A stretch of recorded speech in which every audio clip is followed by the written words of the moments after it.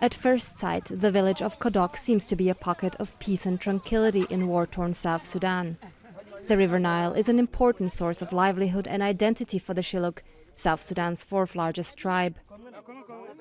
But the Nile is also the front line. Government forces loyal to President Salva Kiir are stationed on the eastern side, while troops loyal to exiled rebel leader Riek Machar control the western riverbank. Frequent exchange of fire across the river makes daily life difficult for the fishermen. Because of this conflict, we can't go to the main river. If the soldiers see you, even if you are a civilian, they'll shoot you. As a result, the fishermen have been forced to retreat to a small tributary of the Nile. But there is little to catch here. Most of the fish are in the main river where the water is very shallow and sometimes it disappears during the dry season. Many Shilluk fear that even their limited access to the river could soon be lost. In an unprecedented military campaign, government forces recently took over the previously rebel-held town of Shilluk, located on the west bank just an hour south of here. Dozens of people were injured, many of whom were brought to this hospital.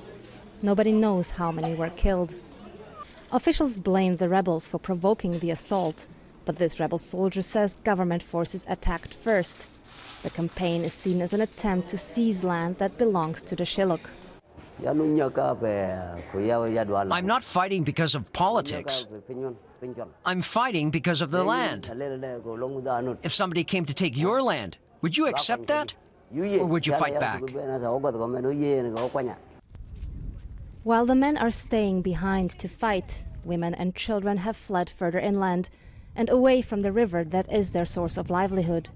There is really not much here in this forest. There is no shelter, no food, and very little water. But thousands of people have decided to stay here anyway because they feel it's safe, because at least this place is a few hours away from the front lines.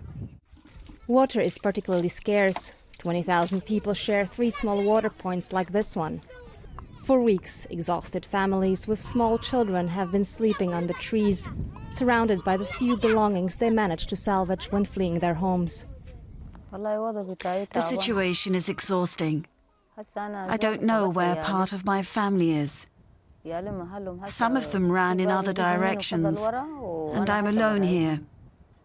The conditions aren't helping either. There's no water. We were waiting to get water all day and still we haven't managed. And there's no food. This fish is the first meal of the day for this family, but it doesn't amount to much when split between 12 people. Famine has already been declared in other parts of South Sudan, but a catastrophe could unfold here as well. Aid has started trickling in and can at least ease the hunger. Most people have lost hope that the international community can do any more than that. The world doesn't want to see the South Sudan problem. Nobody can solve our problem, and especially the problem of the Shilluk. The Shilluk are finished. Driven from their land and away from the river, the Shilluk are facing an existential crisis. With nowhere else to go, returning to Sudan, the country South Sudan seceded from almost 6 years ago, is the only option left.